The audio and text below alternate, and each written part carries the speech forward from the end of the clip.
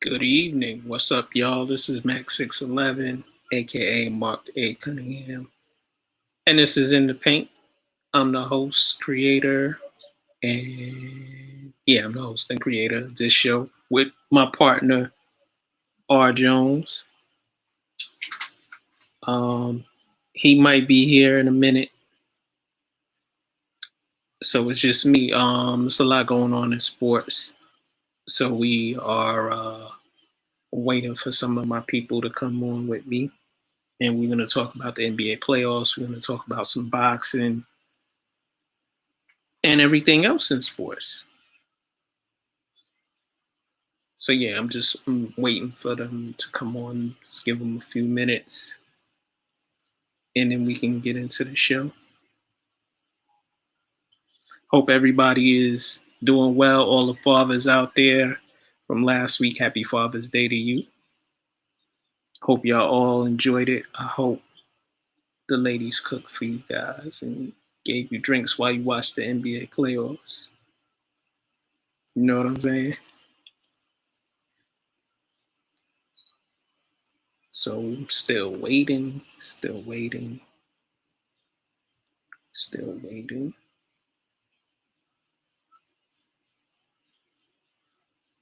We can wait a few more minutes. And I can get into what I want to get into. Yeah, this is In the Paint, the realest show in sports. Follow us on Twitter, all caps, at In the Paint Media. Follow me at The Real Max611 and follow Rodney at Real R Jones. You can join our Facebook group, which is called In the Paint Media Group.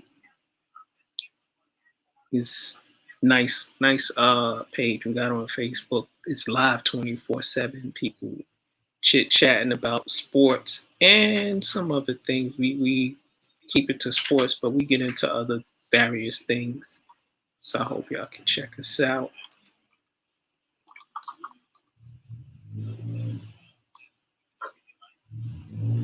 Just wait.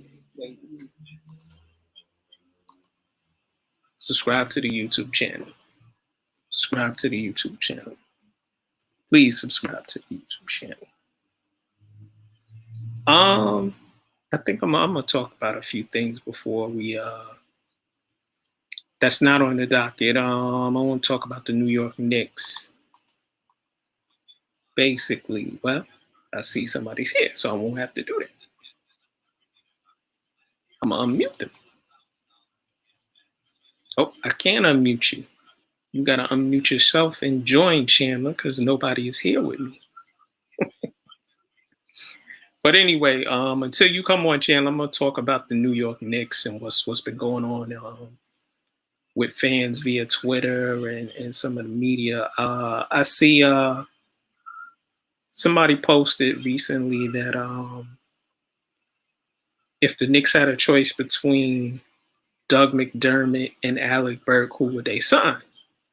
One guy is saying you signed Doug McDermott, and I'm like, we had him here. He wasn't that good. He's a one-dimensional player. We don't need that. He doesn't rebound, doesn't play defense. He's a 6'9", 6'10" power forward. Alec Burke played very well for us this past year. He's a okay defensive player, plays solid team defense. Offensively, he's a two guard, can play the point a little, can play a little small forward and small ball. He played decently for us this year. Good scorer. And there you go, Chandler. What's up, brother? I'm good, man. Just old man with bad knees trying to walk. Okay. How else are you feeling besides that? Ain't nothing changed, man. Same old. Right. Interesting talk today I had on Twitter. I don't know if you hear my voice twice.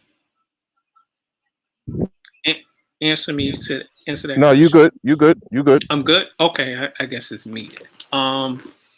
But yeah, somebody posted that should the Knicks take Dougie McBuckets, McDermott, or should they bring back Alec Burke? And I said, McDermott is a one-dimensional player, and the Knicks don't need that. And Alec Burke is a better all-around player. I So would you would disagree bring because I don't think they need either one. I agree with you. Because they need a point guard. They need a point guard. That's the bottom line. Is Well, they need a point guard, They and they have also one need. already. No, they don't. No, they don't. No, they They don't. signed the foreign kid, and they got Rose.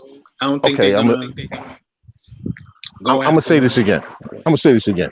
But go ahead. They need a point guard. They need a point They guard do. because they don't have any shooters. Okay, Mhm. so if you're going to stick with the Argentinian, I think he's Argentinian point guard, Yep. who is more of a scorer than a distributor, by the way.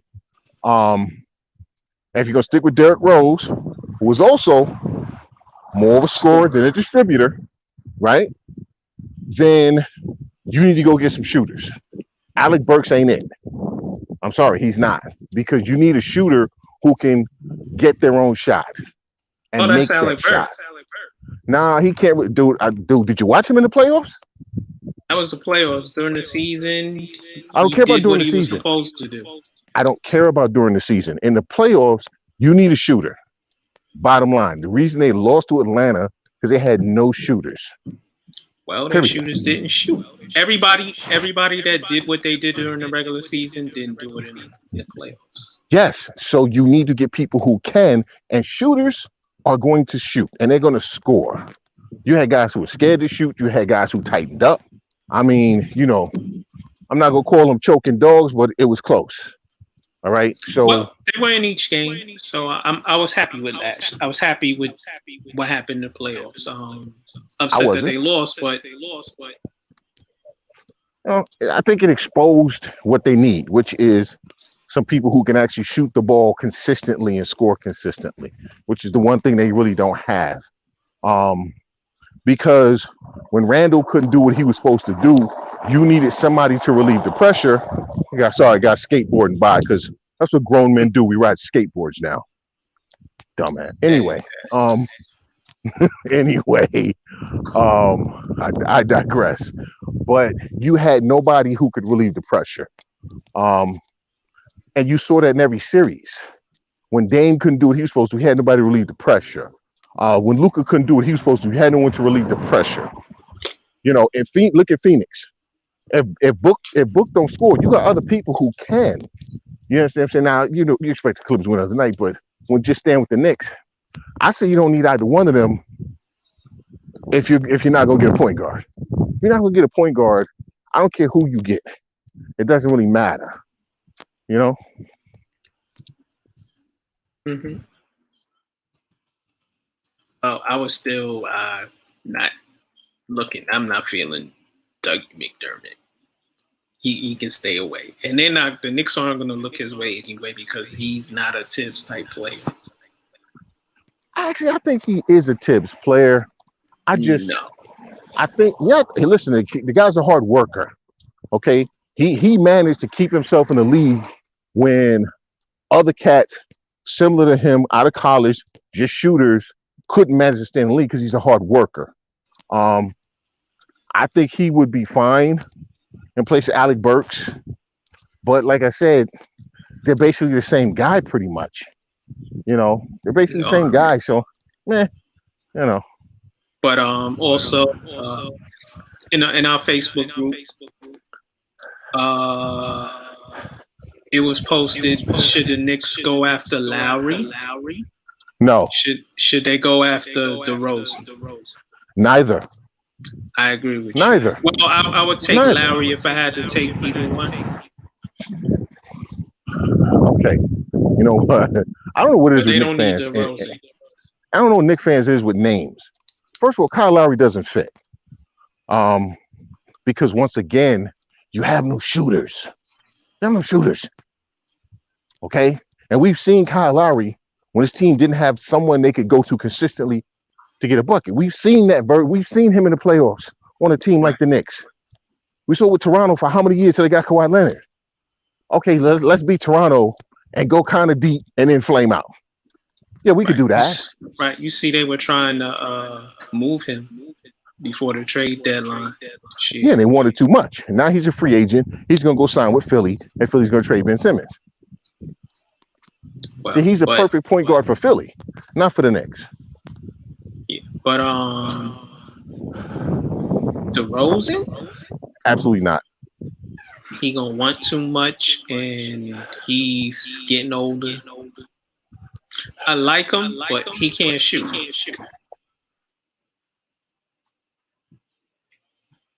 Yeah, Chandler. Yeah, this is true. Chandler. Yeah, I had to mute it because the car was coming by. Okay. It's never any traffic up here. Whenever I walk to the store, 17,000 cars want to go up and down the damn street when I'm on the phone. It is what it is. But listen, go get a real point guard, or go get some shooters and surround Randall with shooters. Randall and RJ. I just gotta say, RJ stepped up this year. He shot 40% from the three, but he still runs hot and cold.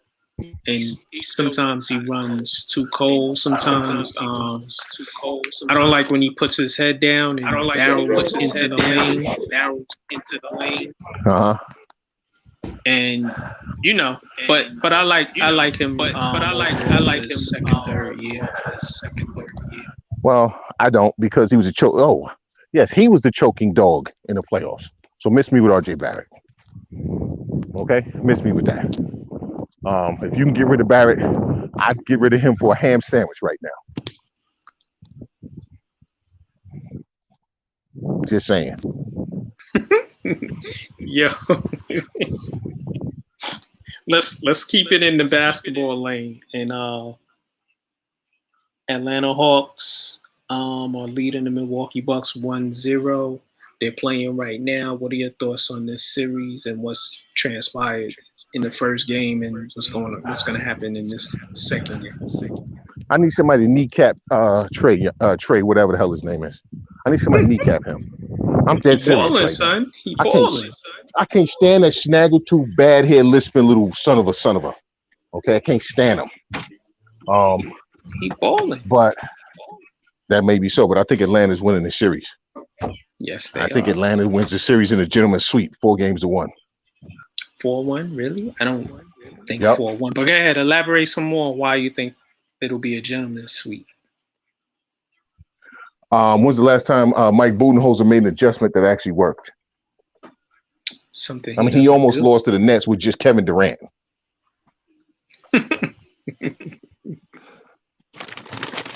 So,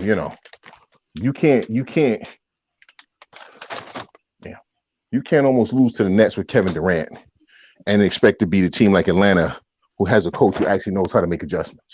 It's not going to happen. Right. And I'm campaigning for my man Nate McMillan. He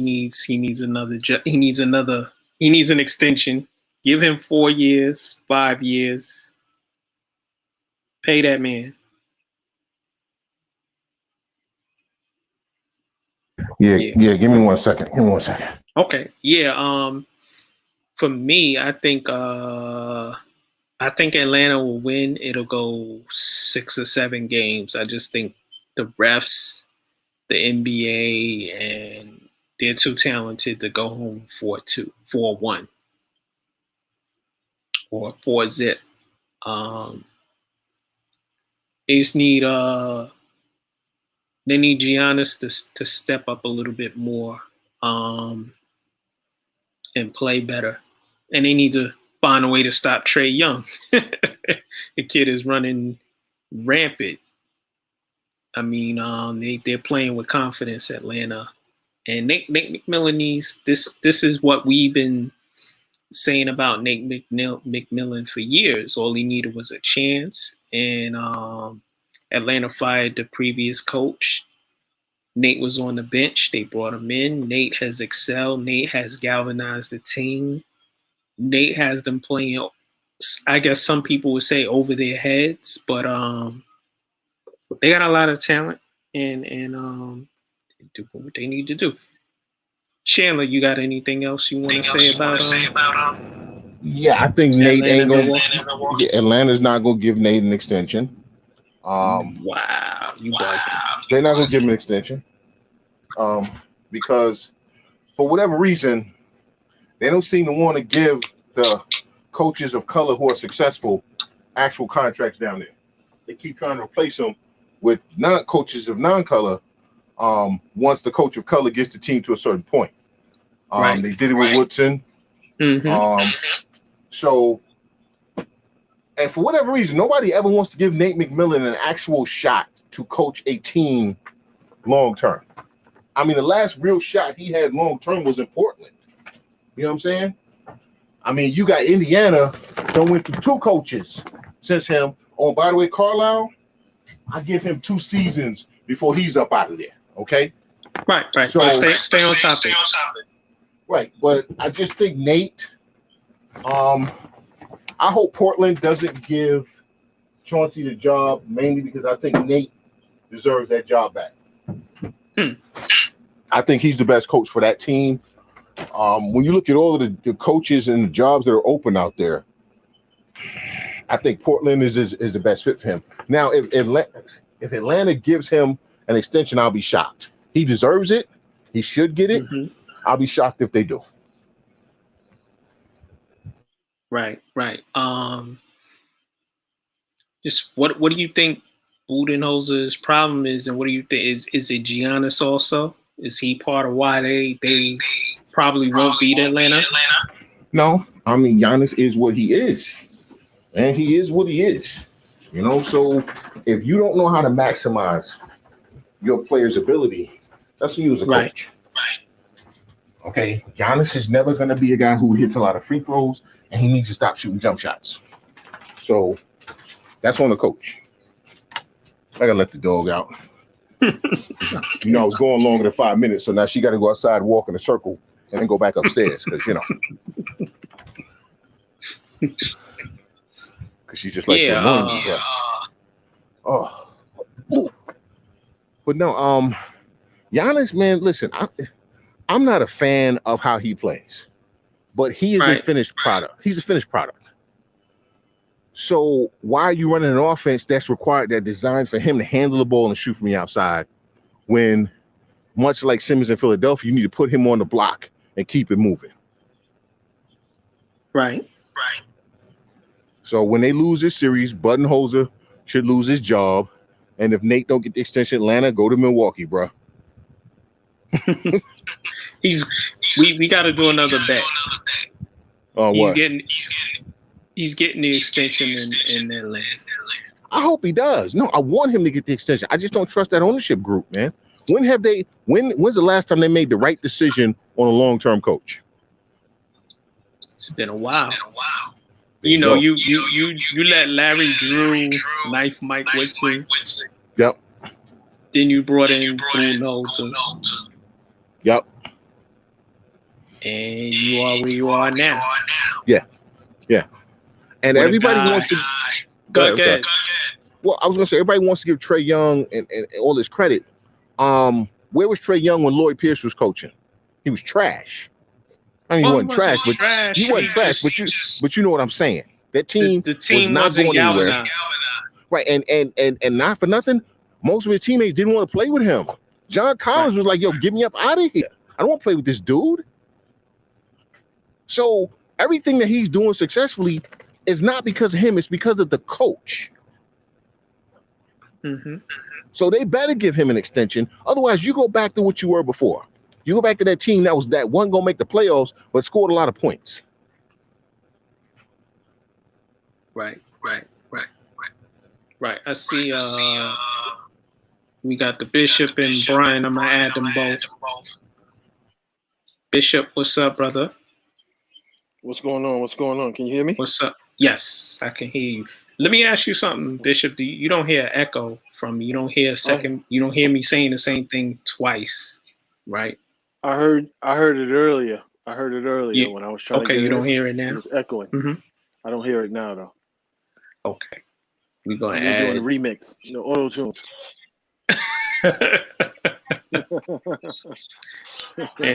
and we got the supreme hater, Mr. Malik Yoba, a.k.a. Snowman in the morning, my brother Brian Snow. How you feeling, brother, before you even get started? I'm doing now you're echoing. Now you're echoing.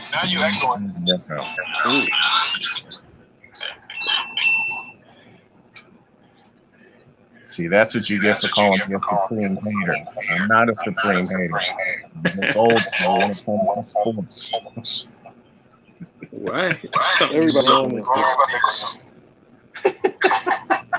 Brian, where you at, man? In a cave somewhere, bro? This is not my doing. Okay. Take a deep breath for me. Now, why the hell would I do that when I've been doing it the last 2 weeks out of the hospital? That's why I told you to do it, man. I need to make sure you're all right, so I can piss you off.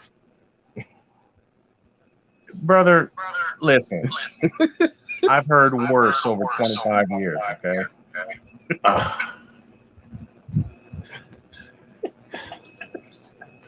So what's going on, Brian? How's everything? How's the family? Everybody good? Yes. That's everyone's good. That's good. So Bishop, Brian, what y'all got, man? Yeah, who y'all got? Atlanta or Milwaukee? Atlanta. Okay, tell me why. Come on, stop it. Wait, let him elaborate, Bishop. Go ahead, Brian. Why? Somehow I knew I'd come into this. This is a heart decision, not a brain decision, because my brain says Milwaukee. Mm-hmm. But for some reason, I'm going back 2 years when the Bucks were in the conference final and they made the first 2 games look easy. And then the next 4 games, to borrow from the late, great Jim Durham, the Raptors just kept sending a posse after Giannis. I just have this feeling Nate McMillan, a former Supersonic, by the way, is going to figure him out. I just have this feeling. I can totally see myself being wrong with this prediction, and I can totally see this series going the distance. Mm-hmm. Okay. Bishop. Yeah. Can y'all hear Atlanta? Oh. Yeah, I can hear you. Can you hear me? Yes. We got you, Bishop. Yeah, so Atlanta they're playing with house money right now. They weren't supposed to get past Philadelphia, but a set of circumstances that happened in Philadelphia, and I guess we'll elaborate on that later. And those circumstances are named Ben Simmons. They're not going to. They're not going to. I can say that with 100% degree of certainty. They're not going to get past the Milwaukee Bucks. The only thing that needs to happen, and I mentioned this earlier in one of the. Oh, you went out. Can y'all? The offense is between John Collins and what's the French dude? It's like they set a lot of illegal screens up. And they need to start calling. So when they start bitching moaning about Giannis taking more than 10 seconds for a free throw. You know what, man? Yeah, it might be. I don't know if Mac's still here, but you know what, man? Listen, unless the Milwaukee Bucks change their coach in the middle of this series, they're gonna lose this series. Bottom line, because they shouldn't have won the last series. They shouldn't have won the last series. I got you. Okay. Yeah. They shouldn't have won the last series. Their coach is still doing the same nonsense, and not for nothing. Chris Middleton and Drew Holiday, they doing a lot of disappearing acts, bruh. A lot of disappearing acts. So I mean, like I said, unless you truly believe that Budenholzer is suddenly going to understand the concept of adjustments, I don't know how anybody can think Milwaukee's winning. Yeah, unless Mike Budenholzer turns into someone like Rick Adelman, who could make in-game adjustments, or Phil Jackson or Billy Cunningham. I cannot see Milwaukee surviving 6 games.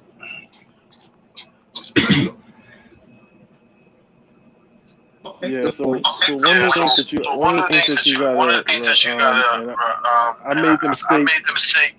I made the mistake of this earlier in the season,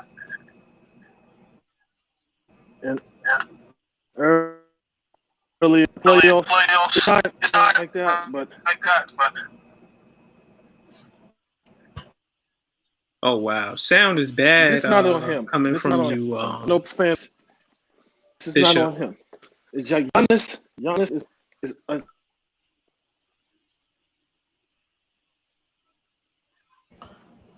Am I the one who can't hear him? No, he keeps fading in and No? out. Okay. All right. I'm just making sure it's not me.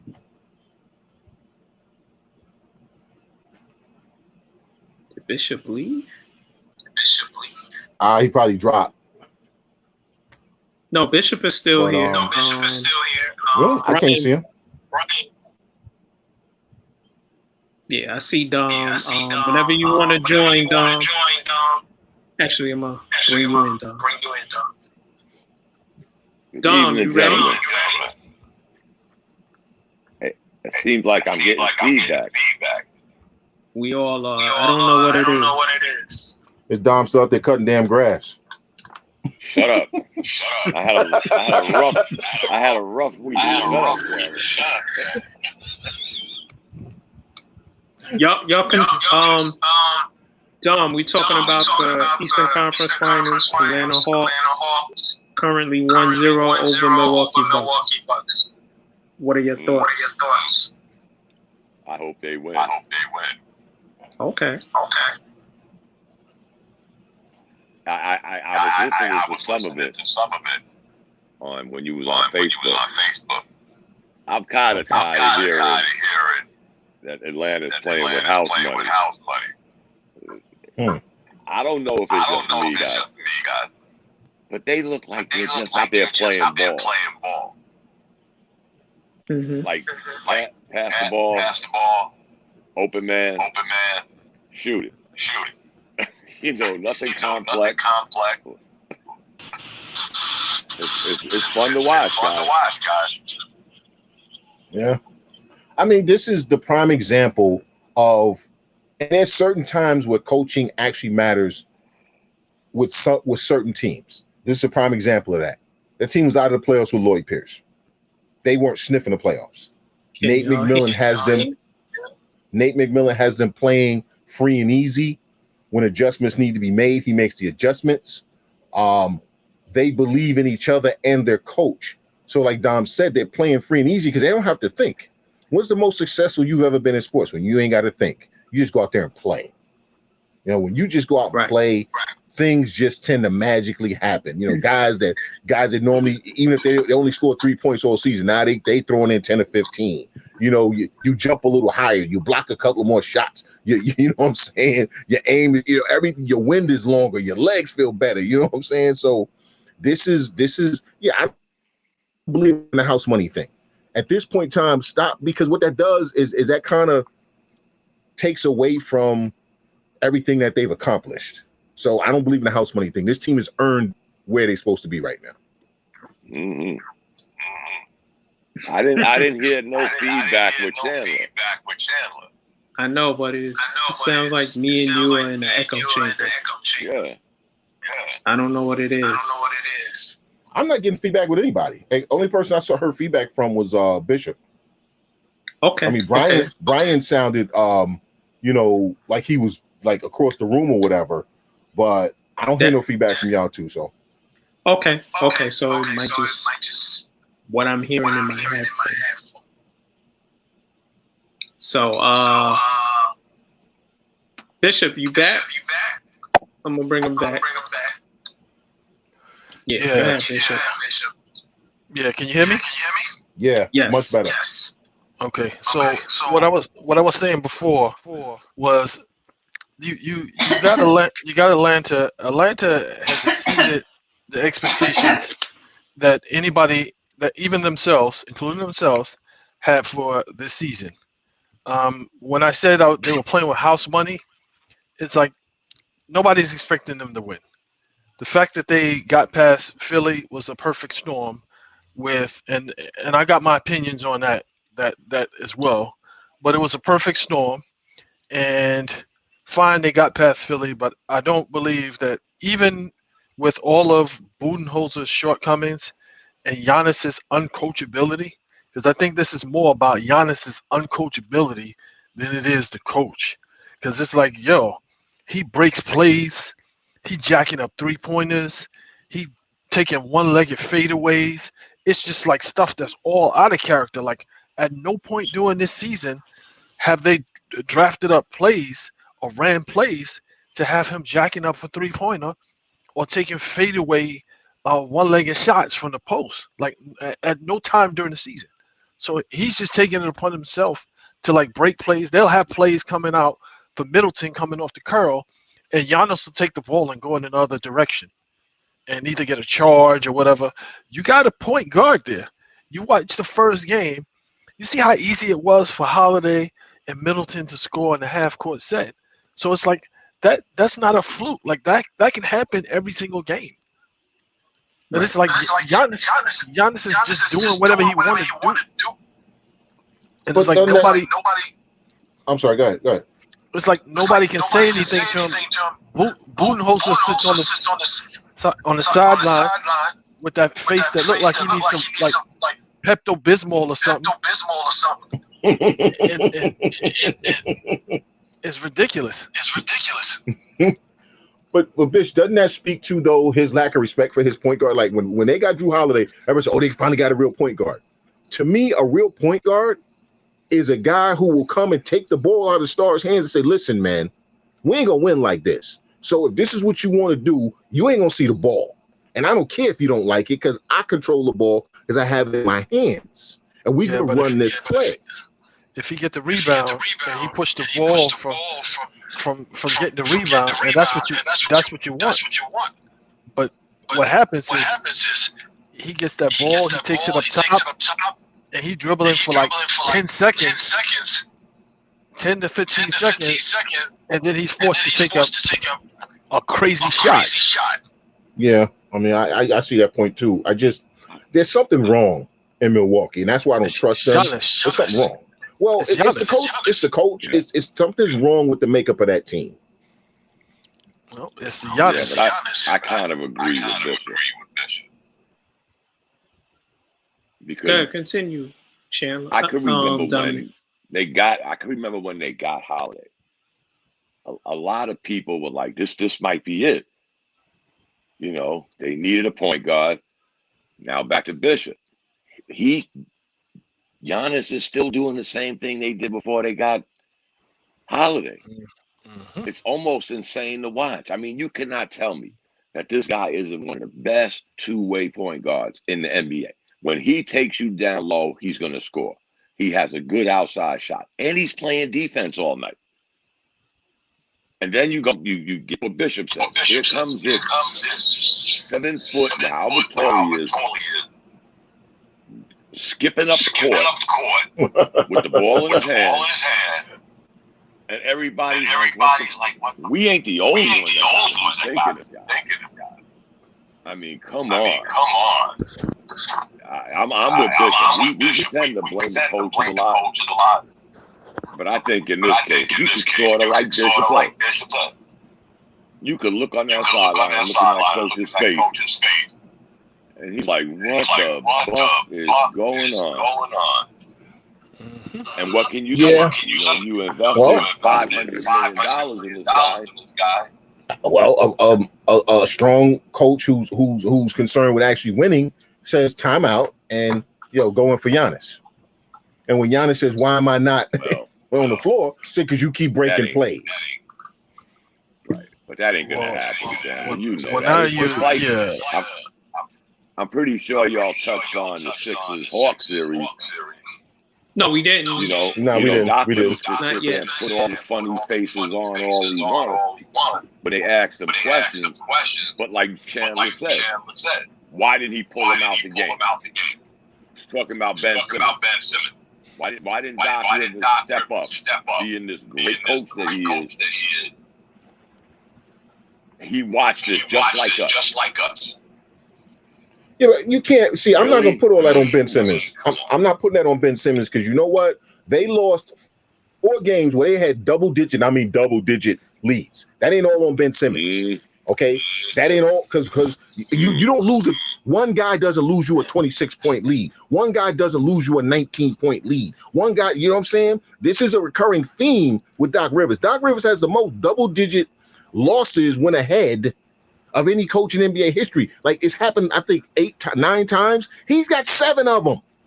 Yeah. So when you say that, right? Chandler, I can agree with you. But the problem that I have with that is like everybody was blaming Simmons. Yo, Embiid had 8 turnovers in that game. Yes, thank Tobias you. Harris missed like 7, 8 layups in that game. Yep. So it was like, it's a combination, and they just highlighted on Ben Simmons. Mm-hmm. And it's like, yeah, Ben Simmons didn't turn that ball over when Joel Embiid is playing weak down low with Gallinari guarding him. Yeah. Ben also had 13 assists. Now, don't get me wrong. Like what I've been saying about Ben Simmons all season, it's like you can't have a dude playing point guard that doesn't give you what a point guard is supposed to bring to the game. You can't. You know, as you get later in the playoffs, the good teams are gonna pretty much expose you. Yeah, but and then again, that also comes back down to scheming and doing the right things with certain players, understanding your player's strengths and weaknesses. Which, again, we come back to. Listen, Ben Simmons is the same guy now that he was at LSU. There's a reason he went to LSU. There's a reason he went to LSU. He had Duke, everybody coming for him. He went to LSU. Why did he go to LSU? Which, by the way, I think was up. They were middle of the pack school because nobody was going to go watch him. There was no pressure. He could go there and be who he was and dominate the ball and whatever, because he knew he was still going to get drafted high. Okay, he knew he was going to be a lottery pick. So he went to LSU. Who goes to LSU when you're going to be a lottery pick? Who goes there? Nobody. He's still that same guy. And if the Sixers hadn't realized that by now, this is on them, okay, for not understanding who they drafted, okay, and then giving him that money on top of it. Well, part of the issue is everybody is looking at Ben Simmons' game and dissecting it. Hello? Keep talking. Yeah, you good. Go ahead. Yeah, everybody's looking at Ben Simmons' game and dissecting it and kind of like, oh, well, he needs to do this, he needs to do that, he needs to work on this, he needs to work on that. Ben Simmons is not concerned about his game. So it's like everybody else is concerned about Ben Simmons' game, and Ben Simmons ain't concerned about his game. He's the same as he was when he got drafted. Yep. So they've been talking about he got to shoot. He got to learn how to shoot. He got to shoot free throws. He got to do this. How many seasons now? What is it, 4 or 5 now, right? Exactly. So, and that's what I mean, though, Bishop. If you're the Sixers and you didn't know who you drafted, you didn't do your due diligence, and after like the second season with a guy, you know who he is. You understand what I'm saying? Like I know I hate bringing up his name, but we knew who Kevin Knox was at Kentucky. We gave him a season to see if he would jumpstart his motor. It never happened. He's the same guy he was now as was at Kentucky. Ben Simmons ain't changed. And if you didn't know that by the second season, then you should have gave him that money. This is on the Sixers. And yes, are players supposed to try to get better and all that? In a perfect world, yes. But everybody's not Kobe. Everybody's not LeBron. Everybody doesn't even aspire to that level. You understand what I'm saying? Some guys just want to be good enough. Some guys say, listen, this is the ceiling I want to reach. And when I reach it, I'm content. We all know players like that. We all know people like that. Now we work with people like that. They got so much potential, but they don't want to maximize what we see. They're content where they are. So if he's content where he is, this is on the Sixers for not seeing that sooner. Trust the process. They had to keep him. Listen, he has his faults, but he's still a good player. Well, you know, I can tell you, it does seem a bit peculiar that he works out with LeBron. Supposedly, he works out with LeBron. His agent is Rich Paul. Magic Johnson just keeps coming out and making all of these statements about how, you know, he can't, his time in the 76ers is over. The organization has lost confidence in him, and he can't trust his teammates. His teammates don't believe in him. Then he's also throwing Dennis Schroeder under the bus. You know, the end of the season, also throwing Dennis Schroeder under the bus. So it's like something don't smell right. Something don't smell right. To me, something don't smell right. Well, I mean, I don't care what Magic says. I don't listen to Magic Johnson, dude. You know what? You're a horrible human being. I don't give a damn what you say. That's No, just I'm me. just saying. And Mac knows why I feel that way yeah. about Magic. I could care less. I'll punch him in the face. I see him. I don't care. I don't care I'm about just him. saying. I'm just saying. It just But seems like you know, all this is too convenient. I'm just saying, it just seems like all this is too convenient. It may be. You know what? Maybe there is. Listen, we all know there's all kind of machinations behind the scenes. All right, we can go back to Joe Smith. All right, the Joe Smith thing. Anybody don't believe that still happens, but they just smarter about it. You don't know nothing about professional sports, okay? Because that stuff still goes on. Now, this could be a way to kind of get him to LA, and I think in LA he would be a perfect fit because now Anthony Davis don't want to play in the post. We all know that. Plus, he's brittle. You put Ben Simmons in the post, let Anthony Davis roam around the 3-damn point line. And that's a better three-headed monster than what they had last season or going forward because they still have some guys who are actual shooters to line around them. And maybe he's trying to get out of Philly. You understand what I'm saying? Maybe that's what all of this is. But at the end of the day, I'm not gonna keep killing Ben Simmons for Doc Rivers' team once again being a bunch of choking dogs. Because there's a pattern going on with Doc Rivers' teams and being choking dogs. Well, I'd like to know why he kept 6'2" Seth Curry on a 6'7" Herder who was getting buckets. Where was he going to put him? Getting buckets. Where was he going to put Curry? Yeah. Yeah, put him on Trae Young. No. Put him on Trae Young. He getting torched. He getting torched anyway. He getting torched anyway. And I could put Thibault on Herder. And at least what's the name? At least Trae Young got to play defense. Because Curry can shoot through. Curry can shoot too. Curry Yeah, would have Trae got Young ate up wasn't. by Trae Young. Yeah, Trae Young wasn't really hitting shots. No, not necessarily.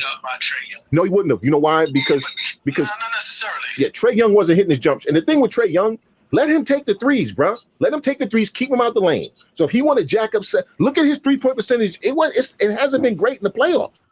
He's had a couple of games where he's had big numbers, but his 3-point percentage has not been great. So if you that last game, he played bad. No, dude, look at the entire. Look at the entirety of his play. He shot bad. Right, and more than one game. So what I'm saying is, it looks like with Trae Young, you want him jacking up threes rather than creating for other people. You understand what I'm saying? Because if he's hitting, ain't nothing you can do. But most nights he's not. His 3-point percentage ain't great. So let him jack up the shot. So put Seth Curry on and say, Seth, just don't let him go by you. Back off. Let him shoot that logo 3 all night long. We don't get other people involved. We win the game. Y'all know Seth Curry is not a good defender.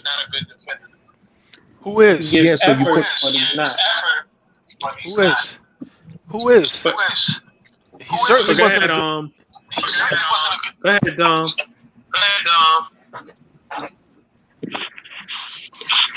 Who's echoing? Everybody. You too. I don't know. It's horrible tonight. I might end the show after this and delete it because the sound is so bad. Yeah, damn.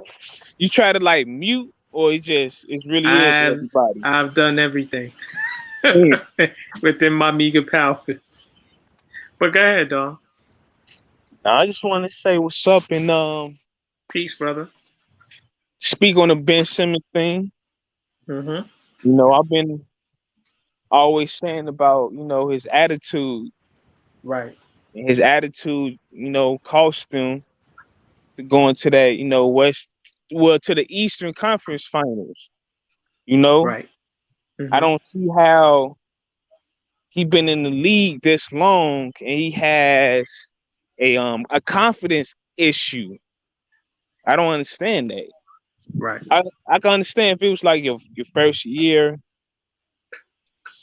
This man, how many years he been in the league? What, 3? 4.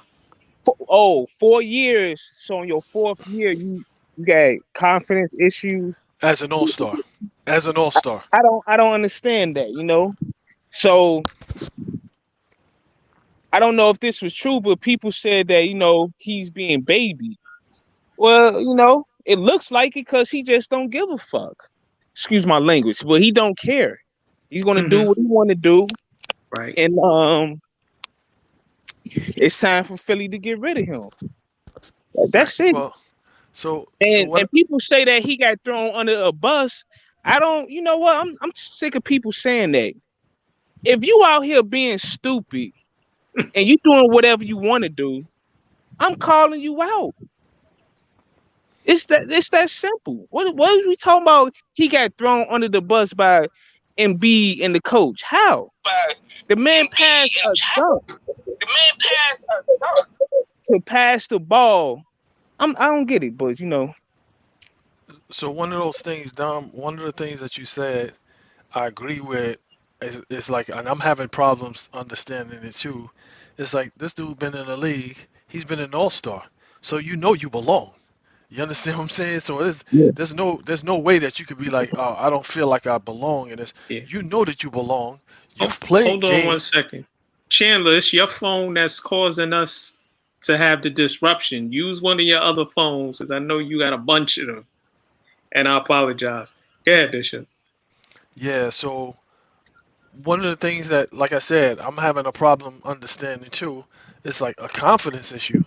It's like there's no way that you can feel like you don't belong, because you're one of the best players in the league when you after it like that. When you after it like that. What I believe is, I think that he doesn't want to be in Philly, and this was some kind of orchestration to help him get out of Philly. Because you can't tell me that you're scared to dunk a basketball when you've been doing that all season. You scared to dunk a basketball, or you scared to shoot a free throw. You already 10 for like 45. So what else? What worse could you be? You understand what I'm saying? Everybody know you shitty at the free throw line. So what you scared of? Here's the thing, Bishop. Sometimes, we have all played sports at some level.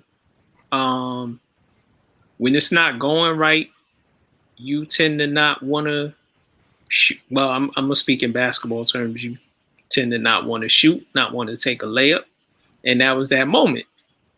Yeah, but you right under the basket, so there's no like, there's no. It's not like a three-pointer. He didn't want to get fouled and go to the free throw line. We all know what that was. So you get a 3-point play. Guarding him, but whoever was guarding him was damn near a foot shorter. How? I don't know, man. Listen, he faked the dude out. He did not want to take that shot. That's on him. That is on him. I'm not giving him an out on that. But he didn't want to shoot, so he passed the ball, which is what people do when they're not shooting well and when the spotlight is on them. That's on him for not doing what he was supposed to do. Go ahead, Bishop. They didn't lose by 2 points though. So I mean, people pointing out that play. It's like Joel Embiid had 8 turnovers. He had 8 turnovers. Gallinari was guarding him. It's like there's no way that Gallinari could guard him in the post. Tobias Harris missed like 7 or 8 layups in that game. I'm like, yo, like what's going on here? And then you got bucket getters. You got Shake Milton. You got Maxey. You got these young cats Maxey played well. You got these young cats that could get after. Yo, sick him on Trae Young. Let Trae Young have to guard him. You understand what I'm saying? It's like, yo, he could chase him around. Let Trae Young have to chase him around and let him get some buckets. It's like, it's on everybody. It's on the coach. It's on Embiid. It's on Simmons. It's on everybody because it's on Seth Curry. He missed a lot of shots. Yeah, but that he generally makes. Who decided to have him guard a 6'7" Herder when he's 6'2"? Again, Bishop, he can't guard Trae Young. Stop. Dude, he couldn't guard Herder either. Well, McMillan sort of mismatch, and Budenholzer stayed with it. So what's the difference between Thibault guarding Herder and? So let me ask you Curry? this: who was Seth Curry going to guard other than Trae Young on the floor? Everybody else is bigger than him. Who's Trae Young going to guard? Who's Trae Young guarding when he's out there? Who's Trae Young guarding when he's out there? That's on Budenholzer. Yeah, and I'm talking about not Budenholzer. Doc Rivers. Yeah. I mean, it's on Doc Rivers. Excuse me, y'all. It's on Doc Rivers for not adjusting at all. No, and I'm like, Herder was getting buckets even when Trae Young wasn't scoring. Like Herder, he scored 14 points in a row. Bishop. He said he was gonna live with the mismatch of Seth Curry against that guy instead of having him against Trae Young. I understand it, but he didn't help him at all when it's bad coaching. Yeah, extremely bad coaching, because now we see with Tyronn Lue and with the Clippers, you see how he make adjustments every series, and if they lose 2 games, he's going to make an adjustment, and that's what Philly should have did. What Doc Rivers should have did. Seth should have came off the bench and put Thibault in. Mm-hmm. Straight up, like, hey, Thibault, you starting and you playing 30 minutes today. Or Maxey. Yeah, or Shake. I remember last year I saw Shake Milton give Kawhi Leonard the flux. So why you don't get Shake out there doing the same thing to Trae Young? So that's just terrible coaching. Doc Rivers has the most. His coaching in the playoffs has become bad now. Where he can get out the first round, he can't get past the second round. He has the most teams have come back on him from 3-1 deficits to beat him. He has the most of those of any coach. Yeah, he's terrible. I hope Philly, get it together. Because I would like to see Embiid, advance, but if they don't know, they don't know what they're gonna do with this organization, then you're gonna keep seeing this. Right. You know? Let's move on to the Western Conference. Phoenix Suns are 2-1 over the LA Clippers. What are your thoughts on this series? Yeah, Phoenix got an issue. They got an issue. I think the Clippers gonna advance. Sorry to say that. Really? We gonna have to make a friendly wager, brother, because I don't see it. Booker, go ahead. That nose is bothering Booker. That face mask is really bothering him. Yes, Patrick Beverly's playing good D, but that's because of that face mask. On keep with the buck, and Patrick Beverly has a history of baiting, injuring people that he got to guard because he's just wild. I like that. I do like that though. Play defense, but he's too wild with it to the point where he's injuring the players, and the NBA not gonna do nothing about it. I mean, we really can't complain about it, but Paul George, at this point, I ain't got nothing to say about him. Even though he missed those 2 free throws, but I mean, he's holding it down. I can't even talk bad about him. So I'm going with the Clippers, man. Yeah, okay. I concur. I agree with that. From what I saw last night and the game before, which they should have won, it's like the Devin Booker is a premier offensive player, but I realize like he needs to be in the rhythm. Like if he's not in his rhythm, like he's an ordinary player. He's not Superman. And Patrick Beverly is taking him out of his rhythm. It's not even like he's stopping him. He's just taking him out of his rhythm. And he's missing shots that he normally would hit.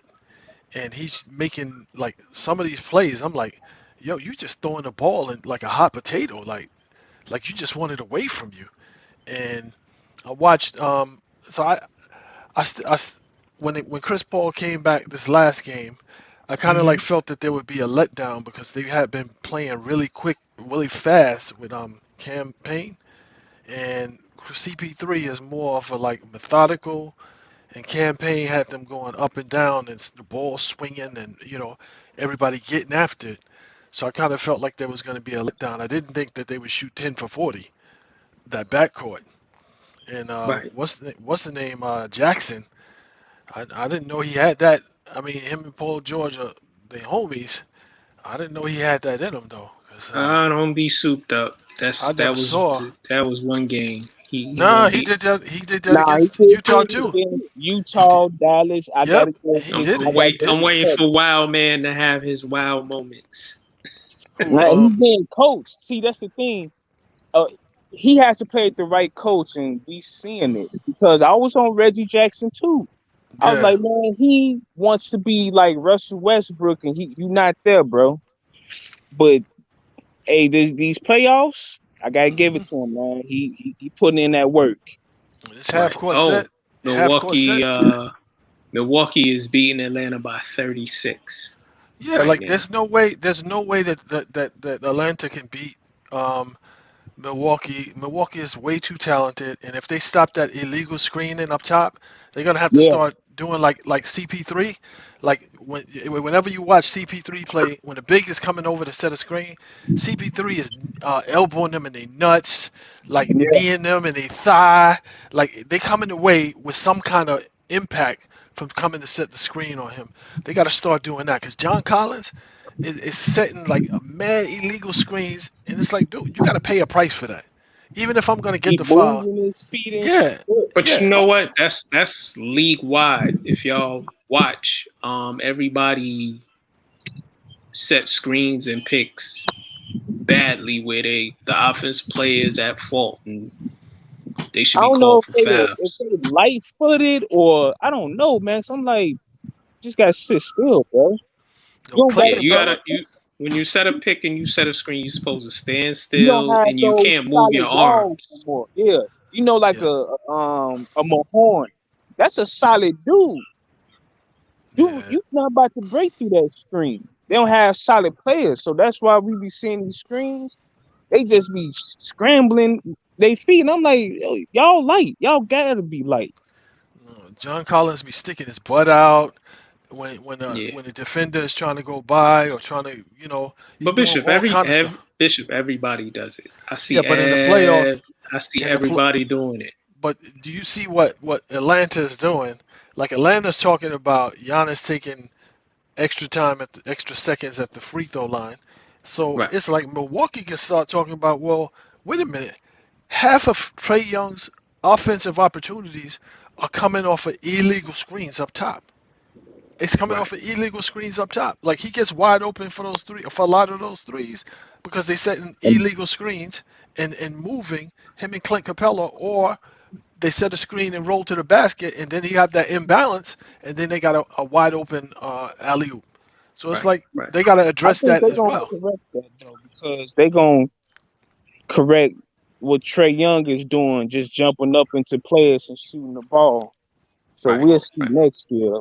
Nah, And Right. for me, like f- when Trae Young came in for that floater, and Bobby Portis challenged the floater, and then went through him and fell on top of him, that should be happening more. You know what I'm saying? You shouldn't be moving out of the way. You shouldn't be, you're gonna get the foul anyway. and then that was funny. Embiid walked him down with his chest. Yeah. yeah. He walked him 5 rows deep. I was in my house dying. It's like, yo, like make him every time he penetrate in there. He ain't no AI. Every time he penetrate in there, make sure he gets put on And, his ass. and if you notice, Collins ain't won nothing. He ain't won no parts of Jollof rice and stew chicken. Nah. Right. That's Because a different weight Jolo, that's class. a solid player. That's a Like I said, different weight class. he can set a screen and somebody gonna run into him, they gonna feel it. He ain't gotta shuffle his feet and poke his butt out. Right. Let's move on a little. We staying in the lane of the NBA. Spencer Dinwiddie. The rumors are that he's gonna opt out of his contract and become a free agent. There's Good. rumors that he's LA bound, which is home to the Lakers. What do y'all think about Spencer Dinwiddie leaving the Brooklyn Nets? If those rumors are true, Go to the Lakers. Mm-hmm. Brooklyn already got they squad. It is what it is. No hard feelings, you know. You was Right. injured, so it'd be stupid for him to stay because, you know, now he's going to get into it with Kyrie and KD. That's all I got to say about that. If he stay, Yeah, there's no if you look at all of the bench players for Brooklyn, one of the reasons why they lost the series is because the utilization for the bench players went from like the 20% or 25% to like 5%. Everybody was pissed off that Joe Harris couldn't hit a shot. Everybody's pissed off that this is not happening. This is not happening. Only person stepping up is Bruce Brown. If I'm in the game, He didn't play Bruce Brown. Yeah, but I'm saying in the last 2 games. Yeah, if I'm in the game and the only thing I'm doing is running up and down and playing defense, and all of the shots are being taken by Kyrie, KD, and then when Kyrie goes down, all of the shots are being taken by KD, and I get the ball every now and then, maybe once or twice a quarter, as a shooter, you need to stay engaged.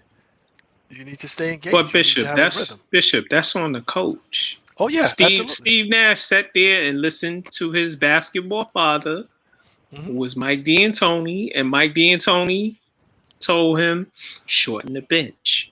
He listened. They shortened the bench, and once again, a D'Antoni team flames out in the second round. He wasted great performances by Kevin Durant. Kevin Durant did what he was supposed to do. Be the man. Definitely. And he balled out. He played as hard as he could, but by game 7, he was gassed. Game 7, you played Jeff Green 13 minutes, and you played Landry Shamet 8 minutes, and you put in Claxton for 1 play. There was room for those 3 guys to play, especially Claxton. You didn't play him at all, and through that series, and that's why they lost. Well, let me ask you something. Yes. As long as KD has been in the league, as long as he's been in the league, he's been around. He knows he's a bucket getter. He knows what it is. He doesn't have to impress people with numbers. He can score 30 points off of 10 shots. So I mean, everybody knows he's a bucket getter. Do you think that it was necessary for him? Like, if he was being smart about it, you think it was necessary for him to take all of those shots and overwork himself and exhaust himself instead of trying to get his teammates involved? Because it's like, bro, it's sort of a 50-50 call on that, because your coach ain't giving you a blow. Harris ain't hitting no shots, so KD he did what he had to do. Harris was shooting 48% from the 3-point line all season long.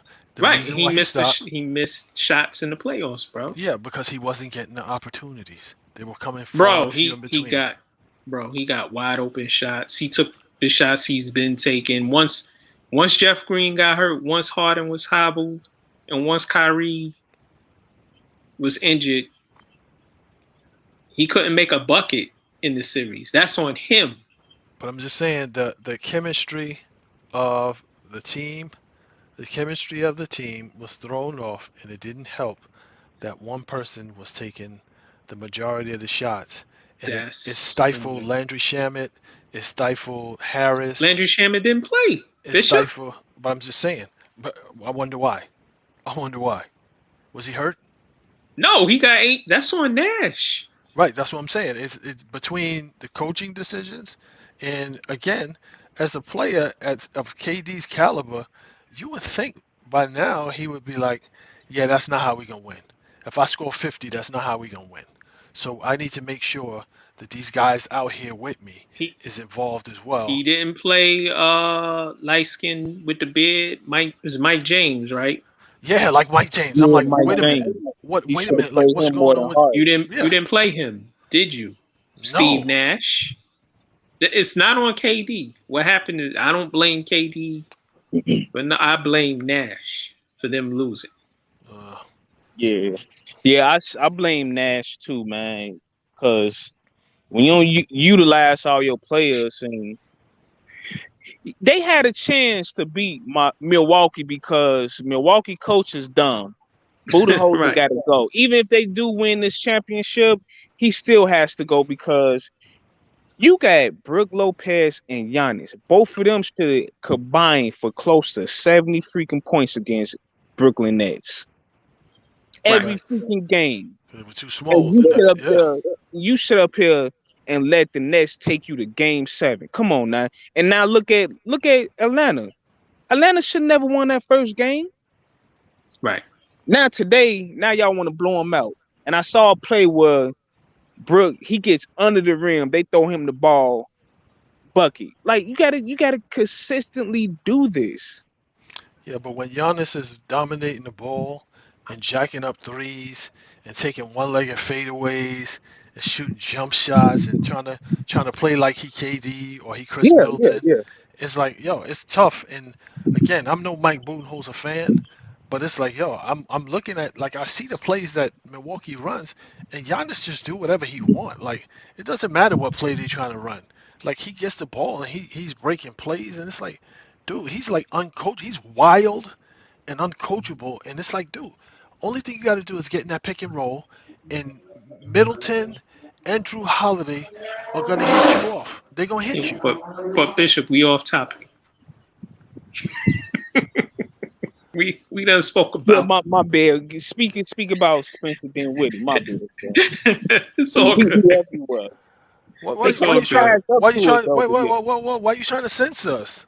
Why you trying? I'm not trying to censor you. This is like censorship right now. Nah, but we done spoke about Giannis and Milwaukee. Hey, I want to speak on the Lakers though, because you know, if Spencer Dinwiddie wants to go, because at this point it's a wrap for LeBron.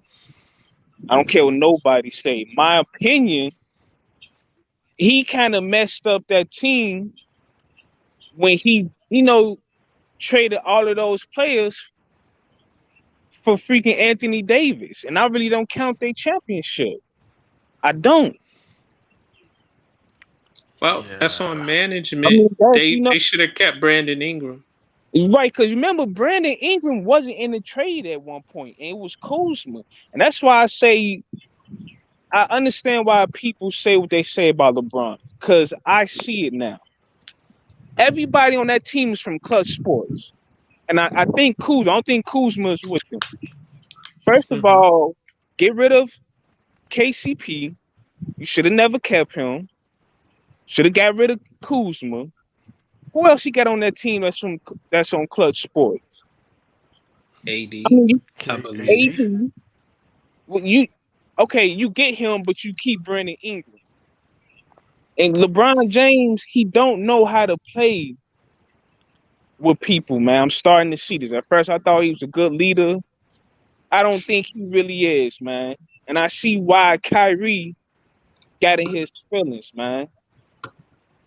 Oh, wow. So there's no way in hell that you have a team like this and you get exit out the first round, dude.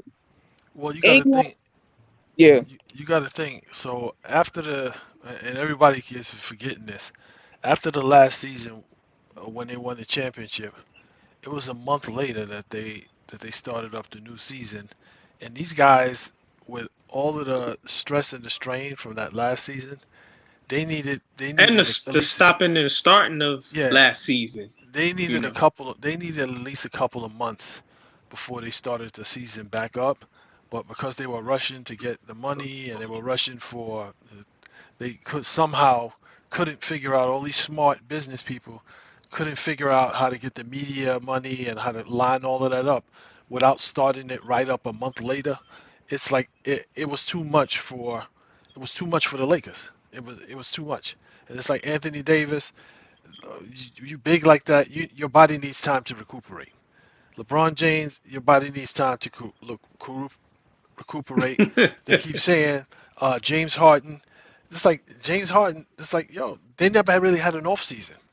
Well, They never really had. James Harden knew what he was doing, and his plan was, I'm going to come into camp out of shape. He came into camp 20, 30 pounds heavy. You saw how he looked. He looked swollen. Mhm. And that attributed to the end of the season where he had injuries. Yeah. But it's like He needs to go on a diet or something. Let's move on a little. Kevin Durant clapped back at Scottie Pippen. My thing with Scottie Pippen, I understand you selling a book, but bruh, you know, some of the things these older heads who played in the NBA, how they perceive some of the younger guys, y'all did worse. Why, Scottie, you don't want to come in for the last shot. I had no problem with that because you should have been able to take that last shot. But Scottie, you embarrassed your coach. You was disruptive. Also, I understand, Scottie, you wanted to get your body right, so that's why you didn't play in certain games and stuff. But to say what you said about Kevin Durant, that you shouldn't have said that. What are you guys' takes on Scottie Pippen and KD clapping back at him, and how some of the older players just need to shut up on certain things?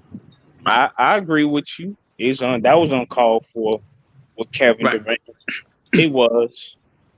Mm-hmm. Just the man just gave us a good performance. Yeah. It is what it is, bro. Right. Let it go. And see, if it was next year, you know what I'm saying? Right. And he had the opportunity, then Scottie can say that. Well, come on, man. This is not the time, Scottie. Right. He did what he had to do because he didn't play selfish. He's not Kevin Durant's not a selfish player. He just was dealt a hand where he had to do what he had to do in that series. Yeah. To me, I guess I'm a little older, and I kind of, I don't really give a damn about what another man got to say about me. You know what I'm saying? It's like I agree with you. It's like, yo, like, why do I care about what you have to say about me? It's like, yo, as long as you're not putting your hands on me, you're not taking no money from me, you're not endangering my family in no way, shape, or form. I don't really care about what you have to say about me, how you feel about me, and I'm not even gonna give that oxygen to be like, yo, like, well, why he said that, or responding, or this or that. Right. It's like, yeah, this is like little Mickey Mouse stuff. It's like, man, who gives a crap about what you have to say about me? You know what I'm saying? I'm doing what I'm doing. You do what you're doing, and that's that. But this is KD. This is who he is. Right, which is why I keep saying, like, his name is always involved in all of this little Mickey Mouse stuff. Like, always, like, you got, like, why do people even have access to you on Twitter or Instagram or whatever it is? Like, why are you even involved in those arenas? Like, why? When you know what it is, it's also his people. Scottie Pippen said this about you in GQ, son. And it's like, to me, it's like, okay, so fuck Scottie Pippen. What he retired. It's like, yo, like, it's like, again, like, why you even giving that oxygen? You gave that story oxygen by responding to it. So he said something about me, and I'm gonna say something about you. Some little middle school girl stuff. It's like, yo, leave that alone. It's like, if he wanna talk, let him talk. What you got to say about it? Nothing. Yeah, just like Angus Black, Mr. R. Jones, Big Brother R. He told me to tell you that you're a kitten head. Yeah, that's why he didn't come on the show tonight, cause of me, right? Because of me. I've been hitting him with the little subliminal shots, every now and then, and he falls right into it. I love the back and forth. You see how he falls right into it, right? It's like, yo, I like that above the rim. It's like, yo, he fell right he fell right into it. But it's like, yo, it's all good, because again, one of the things that you got to understand is, like, this ain't new. You know what I'm saying? Just because it's a lights and glamour, it's like, come on, like, if it was that easy, you don't think other players in the league would have figured it out by now? If it was that easy to just put a bunch of high profile names on paper? If it was that easy, everybody would have done it. Barkley would have did it. He tried. Karl Malone would have did it. He certainly tried. Right. I know. Let's move on a little. Enough of today's drama. Yeah. Kemba Walker was traded for Al Horford. What do you think about that? Yeah. And Moses Brown. Yeah, that was kind of disrespectful, but I hope Kemba can bounce back.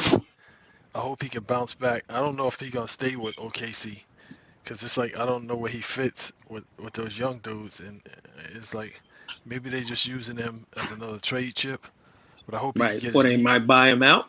Yeah, I hope he can get his knee right and return to form, because he still got some good mileage on him, and get to show. It's like, yo, like, Charlotte used and abused him, didn't treat him right, and then he got to Boston, and Boston has a history of using and abusing. That's why nobody want to trade with him. That's why Ainge had to leave, because nobody wanted to deal with him. And it's like, yo, you treat your players like crap. So, like, and then you try to, like, milk other teams with damaged goods, and you know what the story is behind it. It's like, people are not gonna deal with you. Right. So, what do you think about the Celtics getting back Al Horford, who played for them previously, and getting the young center Moses Brown? I mean, that's they need bigs. So this is solid. Maybe Al Horford can come in, and even if he doesn't get a lot of burn, at least help stabilize the locker room, the culture. Stabilize the locker room, the bigs. Make sure that the bigs come in and do what they're supposed to do, not look for the glory or whatever. Just get rebounds, play good help defense, and just be the backbone of the defense. And it's like, just bring your lunch pail every day, and you'll have a good career. You have a 10, 15-year career, Right. I mean, it doesn't hurt them. That he, because ever since he left, the culture fell off. The big man performance has been less than desirable, I should say. Right. Let's move on a little.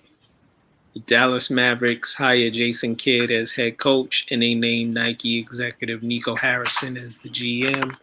I believe Michael Finley is also there. He's been there as the head of player development. What do you think about the Mavericks move and getting Kidd and naming Nico Harrison a Nike exec as the GM? I knew something was up. When Jason Kidd was like, "No, I'm not really interested in the Blazer job." Remember I responded. It's like, yeah, snake moves.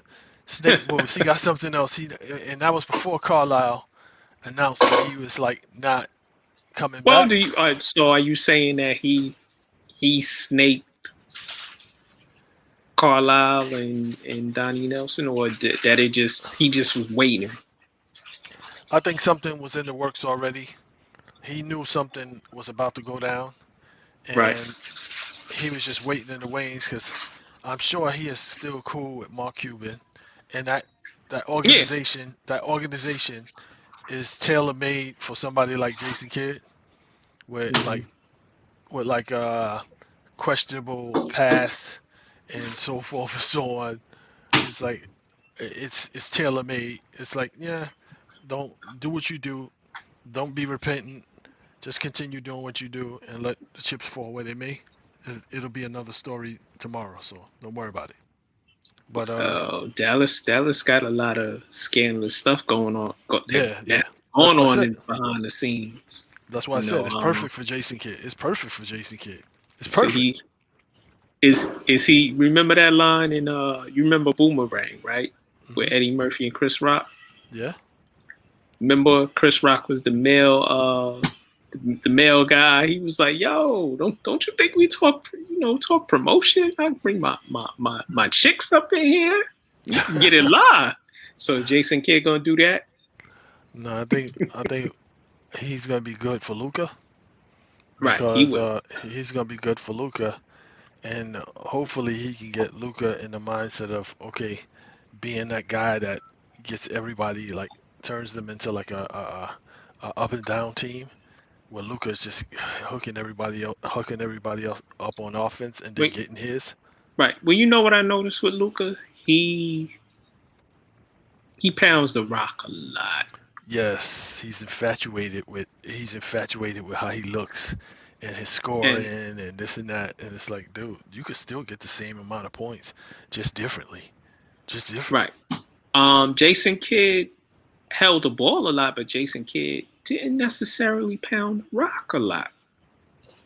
Yeah, well, his objective was different though. Like he was pounding the ball with the goal of hooking somebody up on hitting somebody off. I think maybe 1 year with the Nets, they needed him to score, and he averaged like a shade under 20 points or about at 20 points.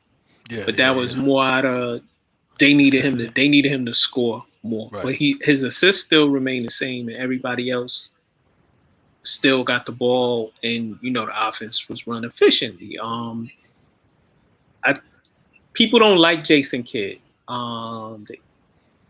Jason Kidd has been a mediocre coach, so we'll see. I don't know if he's the guy for Dallas. He'll help Luka, but I don't know if what are you? He gonna help Hardaway. He gonna help Hardaway Jr. He gonna help. What's the other forward? What's this? Not a dark skin dude. Right. He'll help him. He's gonna help Cleaver. He's gonna help a few of those guys. I don't know if their defense will be better. Yeah, I don't know how he's gonna help Porzingis unless he gets Porzingis playing the way that Dirk played in that mid range and just living in that mid range. You know what I mean? Just living in that mid range. Living in the range, living the post, dude. I don't even know about the post because I don't want him. He's too fragile. The free throw line, the key. Listen, he's 7'3". He could shoot over everybody.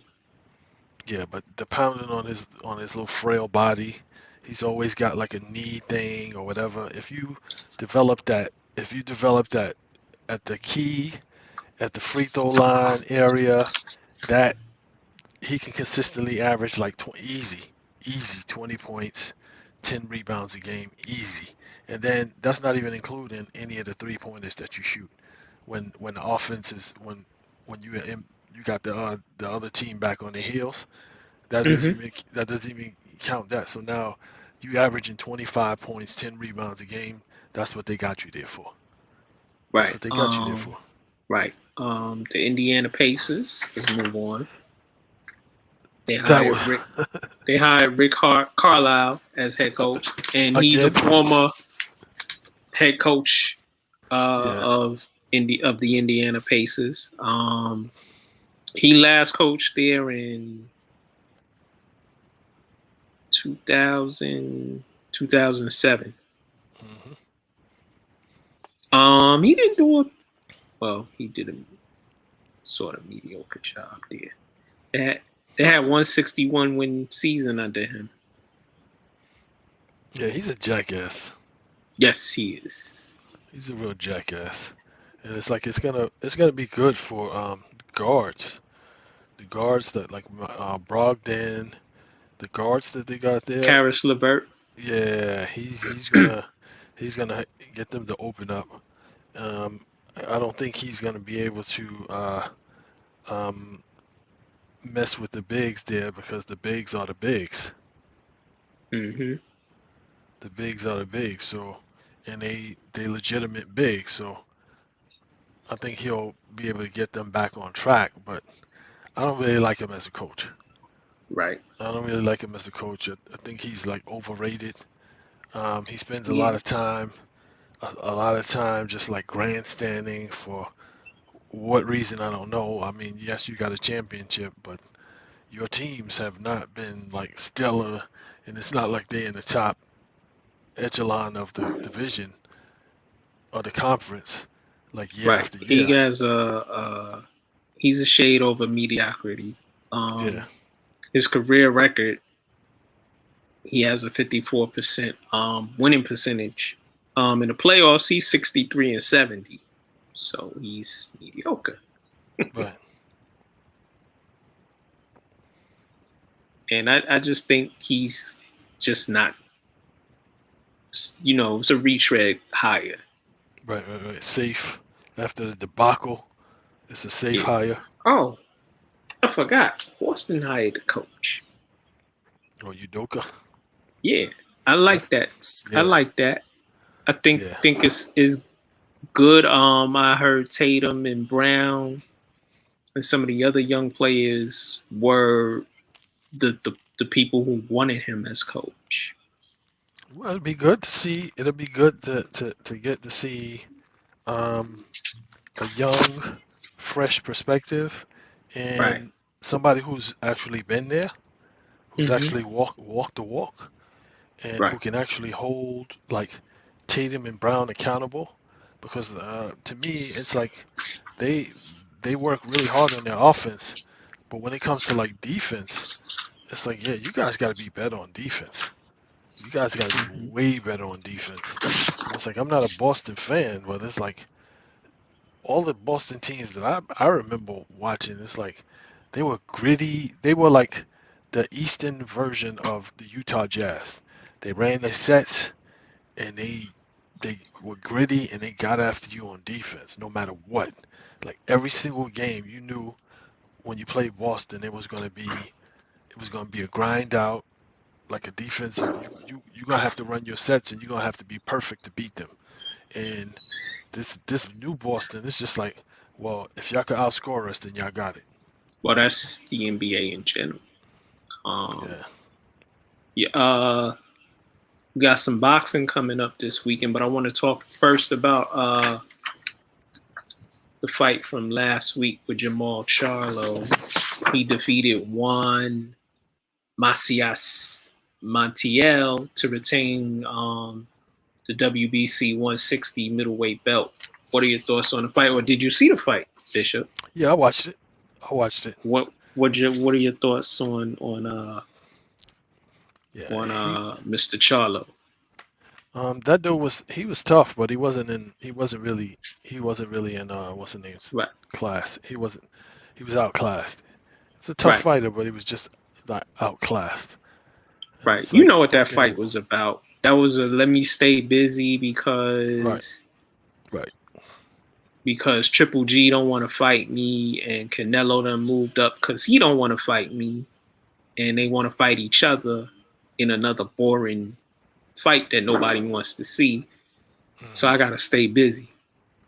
Yeah, I don't know why he asking for Canelo. It's like, dude, I wouldn't be asking for that, but I mean, Who? he gotta Charlo? know. Yeah. Well, when you want to make money, he's the top dog in that weight class. I don't think Canelo is going back down to 160. Nah, and it's like, like with the flaws in your game and your technique, Canelo would knock your head off. It's like, Canelo is like sneaky. Like Right. he disguises He's a really his good attacks. boxer. he disguises his attacks. Like you think it's gonna be like a jab, and then it turns to overhand right, and then leads to an uppercut, and then to like a left hook. It's like, yo, dude, I don't know if you want to expose yourself to that, because he put. I seen him put quite a few people, send quite a few people night. Yeah. Listen, like- after he was fought, more like a Mexican until he fought Floyd, and then he adapted a little. He still will go to Mexican style and thump your ass, but he's more of a boxer now. And before he always had good boxing skills. Right. Now it's just, I'm gonna sit on my jab a little, I'm gonna outwork you. I'm gonna go to the body. Just dissect you, break you down, and then when I feel like it, put you out of your misery. I'm not gonna go the distance because I got the power enough to put you out of your misery. I just gotta, set it up, and it's like that Mayweather loss did him better in his career overall. Because he was thoroughly outboxed. I remember watching that fight when Floyd was standing right in front of him, and he was swinging with all his might, like and Floyd was just like dipping, rolling with the punches, moving out the way, tapping him up. He got so frustrated, it was just like, I bet you he went back and studied that. That's his manuscript. Yeah. It's like, okay. Yeah, right. the funniest post fight interview is after Floyd fought Manny. I don't mean to change the subject, and Manny was like, he won't stand still. He too fast. I'm like, well, Manny. Exactly. What'd you think he was going to do? Stand there and let you pound on him? This is not them knockout fights you had with Marquez and them other guys. It's like nope. And that's what Canelo's done. He used to he don't stand in front of nobody anymore. No, and when he fought the tall dude, Billy Joe, whatever. Billy Joe Saunders. Yeah, it's like, dude. I knew he was gonna wash Billy Joe. Yeah, but it was just like, it was just like you could see him building up. You could see him putting the bricks, laying the foundation, and then he finally was able to like finish him off. It was just like, I saw that in the second round. Like there was no way that you were gonna be able to. And he didn't even throw a lot of punches. He didn't waste no punches. Oh, it's like everything was precise. Did you see Homeboy? I'm not even watching the game. I'm happy that it's a blowout. And it should be, the rest of the game should be blowouts as well, because Milwaukee is just more talented than Atlanta. And I know Chandler didn't like the fact that we were saying like house money, but it's like at this point, is anybody realistically thinking that Atlanta is going to win the championship? If they are, then he fell on his back. There's no, you know what I mean? There's no way. They just don't have enough. Right. They just don't have enough. Right. Gervonta Tank Davis is moving up to 140 junior welterweight. He's fighting Mario Barrios for his 140 belt. I like Tank. Barrios hasn't really fought anybody. And he doesn't he's all right boxer. He hasn't really fought anybody, and I think that his height and his length and him being a bigger boxer is still not going to prevent him from losing to Gervonta. Pretty much, I agree with that. It's like, I don't even know why you took that fight. It's like, that's not smoke that you want. Well, it's a pay-per-view event. One of my co-workers today, I think the fight is $79.99, I think. Okay, well then I would have took that fight too. And it's on Showtime, so I'm assuming that Barrio's gonna take a L. a bad one, because it's on pay-per-view, so that means Davis has to put on a show. He got to put on the show. Yeah, he needs to. I don't know. Is this his first? I think this. This is his second. I think this is his second pay-per-view event. Yeah, but he's got to put on the show because he wants to be the draw Right. moving forward for pay-per-view. So Right. it's like just like how he demolished Cruz. Yes. Who I, like- you know, and I like Leo Santa Cruz. He beat the brakes Yeah. off of him. Yeah, when Leo Santa Cruz was like, and he was getting it in, like he was game, like he was doing what he do, like catching them with the angles and coming Right. in and disguising it, Right. getting off, and then like at a certain point, it was like Davis was like, all right, come on, let's go, let's Right. go, hit me again. Gervonta is one of the most, you know, for a small guy, he's one of the most vicious body punches we've seen in a while. When he goes, Yep. when he goes to the body and takes the steam out you. Mm-hmm. But going forward, do you think 140 was advisable for him to go up to that weight so soon, and him being a smaller guy? Well, part of the issue with him in that division is like a lot of the guys are going to be bigger than him, and it's like he's so small and so compact, and he's got the power for that division. It's going to be Right. hard to hit him. You know what I'm saying? Do you think his power is going to translate to 140? Do you think he can go up to 147? I don't know about that. I don't know about that, but I think his power is going to translate very easily to 140. But you know, it's about the money. 140, 135 was nice. There's some guys there. His name's there at 135. The money is at 147. And whose division is that? There's a few people in that division. It's Errol, there's Bud, there's you know, Manny's still around, Thurman's still around. Yeah, that's bad, Porter, bad business decision. Swift is there. Yeah. That's a deep division. I've been saying before. You know, when we talk about boxing, 147 is one of my favorite weight classes because there's so many good fighters at that weight class. Yeah, and even if you win a fight, like just think about this. Think about him going into a fight with Porter. Even if he wins the fight, it's gonna be ugly. It's like what that takes out of you as a fighter. Right. It's like, yo, like is it even worth it? And then he's not even in the top echelon of that division like that. He's not even in the top 5. So just think about it. You going into a fight with a brawler at 147, then you got these other dudes that are tacticians and who hit hard. Got power. And it's like, yeah, that's not really a good business decision for you. You know, God rest our brothers. So Ahmed took me to the Thurman Garcia fight, and we were sitting in the front. And I've never been to a boxing match in all my life. I've been to every other sporting event except for a boxing match. And in the first round, when they hit each other, it was thunderous. Just hearing pap. And I was like, ooh. Wow. So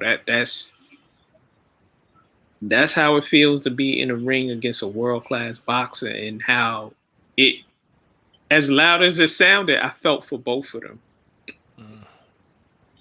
So, yeah, that's a hard way to earn a living. Yeah, but I like Gervonta, and I think he gonna make short work of Mario, but it doesn't go past 7 or 8 rounds. No, that ain't short work. That's punishment.